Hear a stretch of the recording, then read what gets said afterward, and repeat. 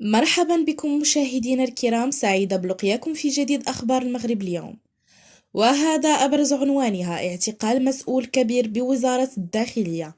لكن قبل ما نبداو ما تنسوش تدعمونا بالاشتراك في القناة وتديروا لايك للفيديو وتفعلوا الجرس باش توصلوا دائما بجديد أخبارنا المغربية. إلى التفاصيل. سقط مسؤول كبير بوزارة الداخلية في فضيحة أخلاقية أثناء مباراة المنتخب المغربي بنظيره الإسباني. قالت تقارير إعلامية أنه جرى إيقاف مسؤول بذات الوزارة يعمل كرئيس مصلحة بتهمة الخيانة الزوجية، وأوردت ذات المصادر أن الشرطة القضائية بالرباط داهمت الشقة التي تقطن بها رئيسة المصلحة يوم الثلاثاء الماضي وقت إجراء المنتخب الوطني لكرة القدم مباراة أمام نظيره الإسباني، قبل أن يتم ضبطه متلبسا بالخيانة الزوجية بشقة الموظفة قبل مغادرتها. وكشفت المصادر نفسها أن الزوج الموظف هو رجل أعمال.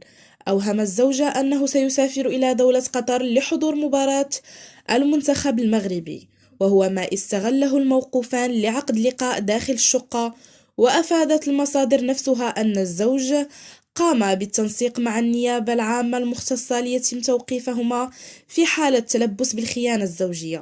وأشارت المصادر إلى وجود محاولات من طرفين من المسؤولين متهمين بالواقعة للحصول على تنازلات قصد الإفراج عنهما وطي الملف.